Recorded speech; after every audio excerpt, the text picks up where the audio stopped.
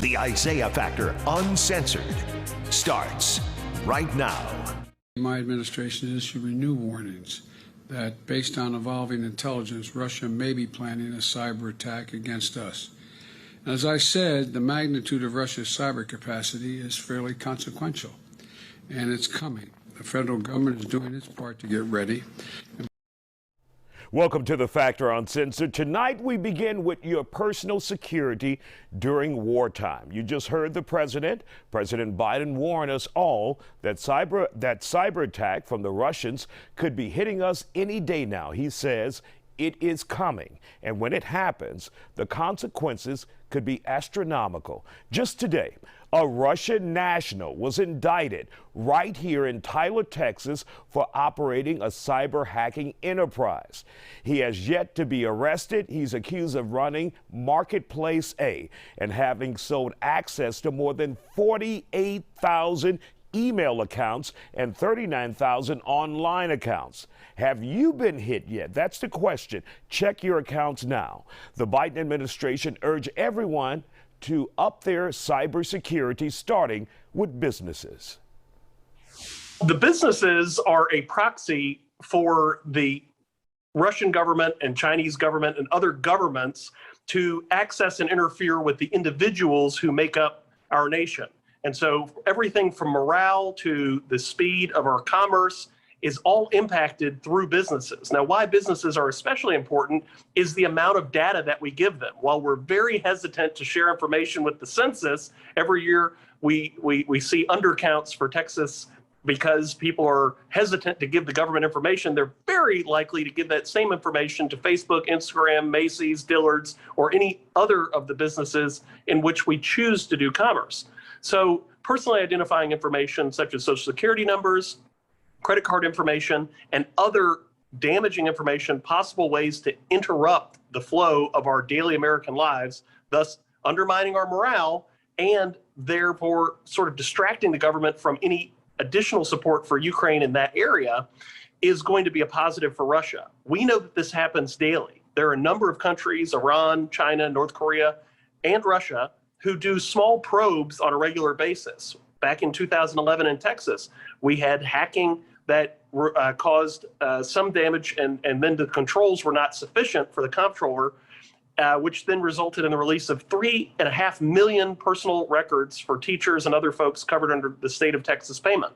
More damaging was the Office of Personnel Management hack, probably levied by the Chinese in 2014, that resulted in the access to fingerprints, family member names, and other personally identifying information that tactically can be disruptive for the economy, but strategically meant that we had to be concerned about our foreign intelligence agents, and even more concerning than businesses, our infrastructure. So whether it be the power plants or other sort of life-threatening issues, you say, well, nobody cares about a power plant.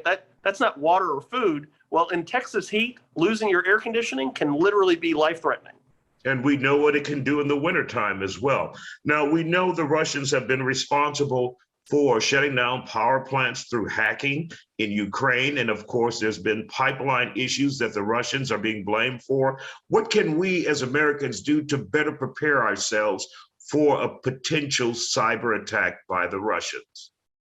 One of the most simplistic methods that you can do on a tactical basis to avoid any sort of personal harm is carry cash. We often forget about it. We know that there's regularly cited chain shortages at businesses, but the reality is if the credit card machine isn't quite working because of some sort of hacking mechanism, you can at least buy staples for your daily routine, your fuel. Well, you have to carry a lot more cash for fuel now, as we know, but your fuel and your food you can pay for with cash. Additionally, making sure that you have password protection, and ask your friends to use that old adage, see something, say something. If they get a strange friend request and they're already a Facebook friend, if it's not an ex-girlfriend, they shouldn't be accepting it, right? So you probably weren't unfriended. This is not my account.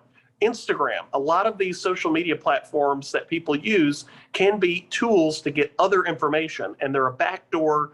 So maybe I'm friends with you, and then through that hacking mechanism, they get information, but you know lots of important people. So they can possibly use your social media and email to get access to Mayor Turner or Judge Hidalgo's personal contact information and other personally identifying information that's more strategically valuable. So these small windows of opportunity are like leaks on a ship. They're not a problem at first, but if they are allowed to expand, they can become life-threatening. Now, I've heard a lot about VPN. How good is that in protecting what's on your computer, Dr. von Biedenfeld? It depends. And the reality is that we've got a number of metrics, whether it be the Duo service link where you can authenticate via your cell phone or email, but they're only as good as the passwords and the other hardware that go with it. So if you're not monitoring these things, if you're not changing your password regularly, there's always a method in, and particularly through those mechanisms where people can, again, spoof someone or otherwise build a connection with someone who's unaware and then backdoor into those processes. Those passwords and other software, and then even the VPN networks, are not as private as you would be led to believe. No, we just received a study this week here in the US that indicated that passwords should be more than, or at least 8 characters or more, including various characters, lower and uppercase. Otherwise, your password could be hacked in a matter of minutes, while if you go far beyond 8 characters, then it could take 1 trillion years. Absolutely. And remember that a lot of these hackers are using mathematical formulas. And so the higher the complexity, the greater the challenge to sort of guess what that password is. And the algorithms and computer networks then have greater challenges and time-consuming networks or challenges to hack into your password. And maybe they skip you, right? If it's taking too much time, a lot of these hackers have strategic purposes. And so recognizing that maybe you have 1,200 friends on Facebook, if your password is too hard to hack, they skip to the next person. So definitely using longer passwords with more complexity, using symbols, lower and uppercase letters, definitely positive aspects, changing it regularly, and using, again, those dual authentication methods, such as a system where you can be sent a code to your cell phone or an email address from your other accounts. Those are ways to ensure that even if a hacker does begin to gain access, you're aware of it and you can stop it before it becomes a harm for you or your neighbors. Remember, guys, protect yourself out there.